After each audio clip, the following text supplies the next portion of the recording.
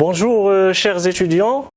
Je vous présente le corrigé de l'examen de l'audit comptable et financier, 6e semestre du parcours d'excellence pour l'année 2023-2024, session normale. Premier exercice, il faut répondre à 4 questions avec précision et les noter sur 6 points. La première question, quelle est la différence entre risque inhérent et risque d'audit? Deuxième question, définir les éléments suivants: le caractère significatif, le domaine significatif et le seuil de signification. Troisième question, quelle est la nature du risque lié à une surestimation du seuil de signification avec une explication. Quatrième question, quel est le point commun et la différence entre la circularisation et la lettre d'affirmation? Première question, quelle est la différence entre risque inhérent et risque d'audit? Donc il faut définir le risque inhérent, donc on le définit comme suit. Il s'agit du risque qu'une erreur significative se produise compte tenu des particularités de l'entreprise auditée, de ses activités, de son environnement, de la nature de ses comptes et de ses opérations. Voilà, c'est un risque lié à l'activité de l'entreprise de façon générale.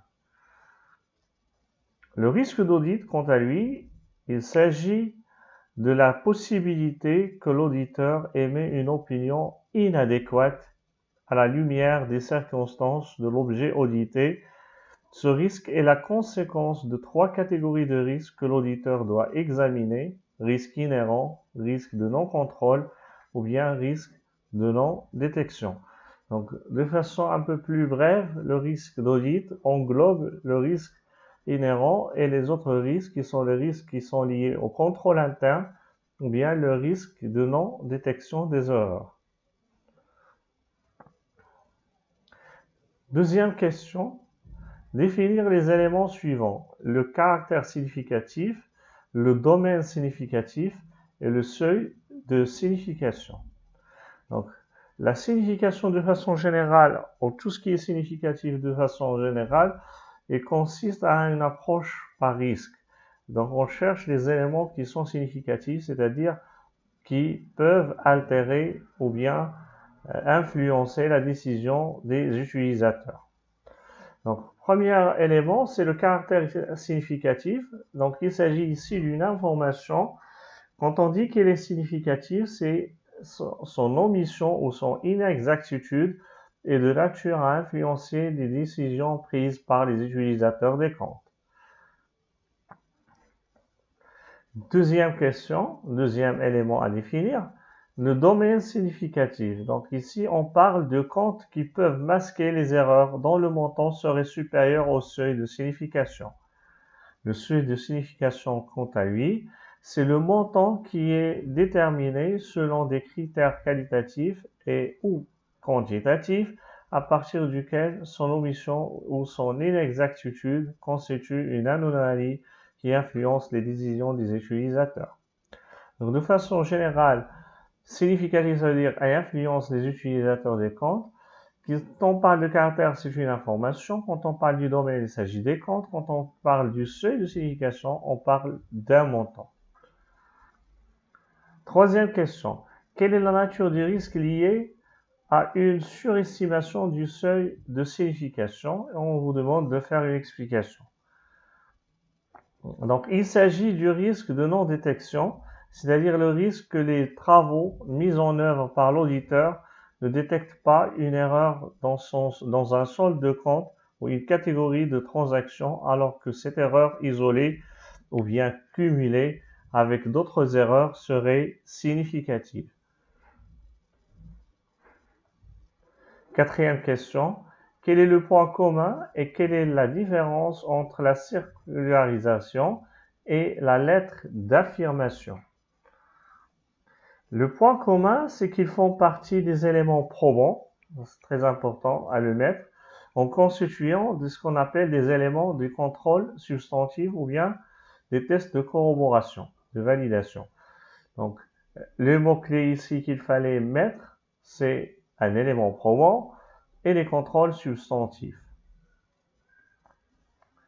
La différence maintenant, c'est que la circularisation est une confirmation directe auprès des tiers, c'est-à-dire des éléments ou bien des institutions qui sont à l'extérieur de l'entreprise, qui confirment l'information, alors que la lettre d'affirmation est adressée aux dirigeants. Donc, l'affirmation, c'est-à-dire les dirigeants, ils affirment ou bien ils donnent l'information ou bien ils confirment cette information.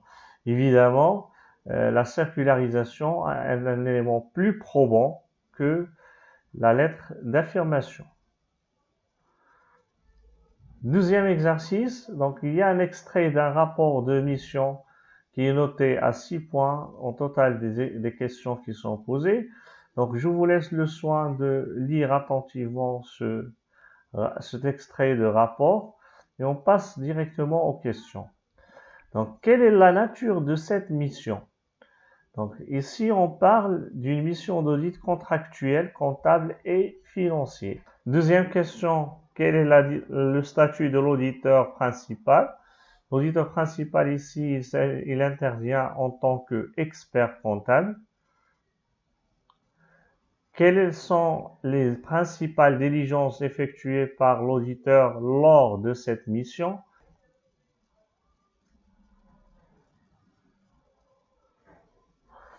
Examen analytique au niveau du contrôle interne et des états de synthèse. Examen des comptes sur la base des sondages. Confirmation directe, c'est-à-dire la circularisation. L'appréciation des principes comptables. Des lettres d'affirmation. Des présentations des comptes.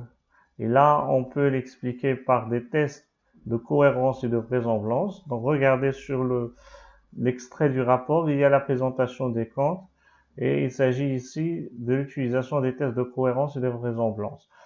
La mission entièrement, c'est une mission d'audit parce qu'il englobe les autres éléments. Alors, s'il y avait seulement les tests de cohérence et de vraisemblance, on aurait appelé une mission de présentation des comptes. Quatrième question, expliquer l'opinion de l'auditeur à l'issue de cette mission.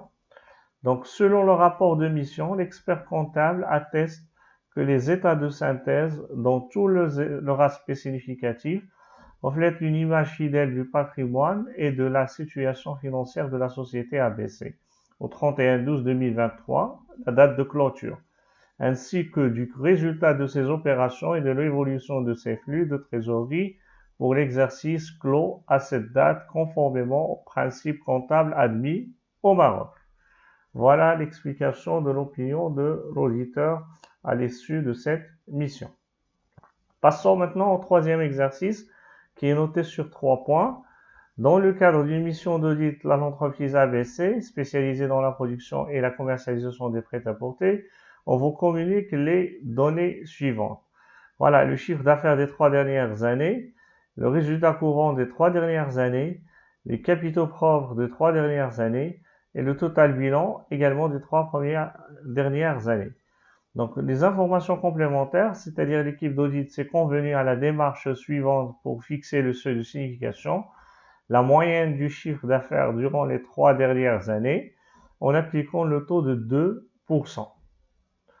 Donc, passons maintenant au calcul. La première question, il s'agit du calcul. Donc, tout simplement, le seuil de signification, c'est la moyenne des 3 éléments du chiffre d'affaires des 3 dernières années. Alors la moyenne, on divise par 3 et on multiplie par 2%, c'est le taux qui est accepté et appliqué sur le chiffre d'affaires. Ça va nous donner un montant de 36 000 kg d'IRA. Donc maintenant, on va voir le poids de ce taux-là sur les autres indicateurs. Donc, deuxième question, on cherche à déterminer sa part par rapport aux agrégats pour l'année 2023 et on cherche l'interprétation. Donc, par rapport au chiffre d'affaires, c'est 2%. On a déjà, c'est presque la même chose. Donc, par rapport au résultat courant, c'est 34,29%. Ça, c'est une valeur un petit peu différente des autres. Alors, par rapport au capitaux propres, c'est 7,67%. Et par rapport au total bilan, c'est 3%. Donc, à part la part qui est importante ici de 34,29%, qui dérange un petit peu, donc, qui est lié au résultat courant, le seuil de signification est acceptable selon les autres indicateurs. Et globalement, on le retient, à moins si on veut le minimiser en le chiffrant sur la base du résultat courant. Et maintenant, si c'est une année exceptionnelle ou bien le résultat courant est faible à cause des éléments conjoncturels, donc on maintient toujours le seuil de signification à 36 000 kg/h. Donc l'exercice 4, donc c'est un cas d'évaluation du contrôle interne en utilisant les flowcharts et également en cherchant les faiblesses. Donc on va lire attentivement le cas ensemble sur la base de résultats que nous allons faire. Donc la réponse à la question et la flowchart qui est représentée ici et prend cette forme-là. Donc on va y aller justifier élément par élément. Donc le premier élément, regardez, donc la société AXY située à Meknès pour objet la production et la commercialisation des articles de sport. Dans le cadre d'une mission d'audit, on vous a attribué l'évaluation du système de contrôle interne pour formuler les améliorations nécessaires. Donc à travers les entretiens réalisés avec les différents responsables concernés de la société, vous avez relevé les procédures suivantes. Donc le responsable réception des commandes reçoit les commandes des clients. Voilà, vous avez ici dans un rectangle réception des commandes des clients, de la part des clients bien évidemment. Donc il s'agit ici du responsable réception des commandes. Par la suite, par un bon de commande. Donc il y a la création d'un bon de commande original, donc la réception auprès du client, du bon de commande. Et par la suite, il établit 2 copies de ce bon de commande. Donc, vous avez la première et la deuxième copie. Donc, une copie est sauvegardée. Donc, on met le triangle, on sauvegarde. Et il envoie l'original. Donc, ici, il y a une copie qui est manquante, qu'on n'a pas su comment on l'a utilisée. Ça constitue également l'une des faiblesses qu'on peut relater. Donc, une copie qui est sauvegardée et l'original, il est adressé à responsable expédition, comme vous allez le constater. Une fois il reçoit le bon de commande original, il y a 2 situations qui se posent. Donc, il fait une vérification du stock. Voilà, on le schématise par un losange. Donc, il y a 2 situations, on vient de dire, stock suffisant ou bien insuffisant. Si le stock il est insuffisant, comme vous avez ici, donc qu'est-ce qu'on fait? On fait une notification par mail. On fait une notification par mail au responsable de réception du commande. Après, il faut se demander comment la décision est prise, sur la base de quoi, etc. Beaucoup d'éléments qu'il fallait clarifier, qu'on peut, avec lesquels améliorer la procédure. Donc maintenant, si le stock il est suffisant, donc s'il est suffisant, qu'est-ce qu'on fait? Cependant, si la quantité est disponible, le responsable expédition prépare la commande. Voilà. Il prépare la commande, il y a préparation de la commande. Donc, en établissant quoi? Un bon de livraison. Donc, il établit un bon de livraison, un seul élément. Donc, quand vous constatez le responsable expédition, il prépare la commande, il établit un bon de livraison avec une seule copie qui est adressé par la suite, donc qui est validé d'abord par le magasinier en déposant sa signature. Donc on passe au magasinier, donc il fait la validation du bon de livraison, ce qui va lui permettre ce bon de livraison est envoyé au responsable comptabilité pour établir la facture. Donc bien, donc ici on peut discuter cette situation.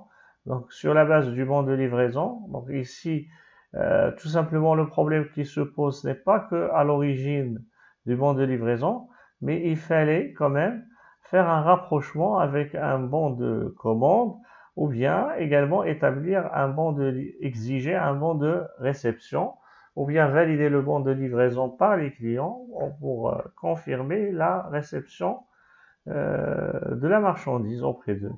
Donc avant d'établir la facture, constitue un élément comparatif. Tout cela n'existe pas. Également, le responsable d'expédition, il ne classe aucun document. Donc, établir la facture au niveau de la comptabilité, En plus de l'original, donc vous avez l'original plus 3 copies. Donc en plus de l'original, le responsable comptabilité établit 3 copies de facture. L'original maintenant, elle est adressée au client. Donc voilà, et envoyée au client. Et il y a une copie de sauvegarde. Qu'est-ce qu'il est fait? Donc, est sauvegardé par le responsable comptabilité après signature du magasinier. Donc, il va chez le magasinier. Donc, et par la suite, il est validé ou bien signé avant d'être, bien sûr, qu'il soit classé au niveau de responsable comptabilité. Lui-même sauvegarde une copie et met à jour son état de stock. Donc voilà, ça justifie les deux éléments. Il y a une copie qui est reçue hein, auprès du magasinier de la part du service comptable qui est sauvegardée et sur la base de laquelle il y a la mise à jour des stocks. Mais là également, il fallait mentionner ça également une petite faiblesse pour relater. Il n'y a pas de comparaison avec la facture et le bon de livraison. Comme ça, s'il y a cette comparaison, ça permettra de dégager le cas échéant s'il y a des différences et les expliquer. Par la suite, qu'est-ce qui se passe? Donc, une dernière copie de la facture est envoyée au responsable de recouvrement des créances. Voilà comment on a fait pour la schématisation des flowcharts de l'ensemble des procédures. Passons maintenant à la deuxième question. Donc, j'ai déduit ici deux principales faiblesses qui étaient demandées, système de contrôle interne. Donc, il faut préciser également les risques éventuels et formuler certaines recommandations. Donc, la première faiblesse, c'est l'absence d'une base de données relative à la solvabilité des clients. Hein. Toutes les bandes de commandes, d'après le schéma, ils sont traitées. Alors, il y a ici un risque de non-paiement des clients. Donc, on risque de tomber sur un client qui est insolvable ou bien qui a des difficultés de remboursement. Enfin, on recommande de constituer une base de données relative à la solvabilité des clients et également la validation des commandes par un supérieur hiérarchique, ce qui est souhaitable. Deuxième faiblesse relatée, c'est l'établissement d'une seule copie du bon de livraison. Dans le risque éventuel, c'est d'incompatibilité entre ce qui est commandé et ce qui est livré et ce qui est par la suite reçu. Donc, il y a ce risque-là. Et on peut recommander d'établir plusieurs copies de bon de livraison en ventilant ou bien en veillant au bon classement et à la comparaison. Voilà en gros la correction de notre examen. Bien évidemment, il y a d'autres faiblesses qui peuvent être relatées. On s'est contenté à deux principales faiblesses et toute réponse logique également elle est acceptable.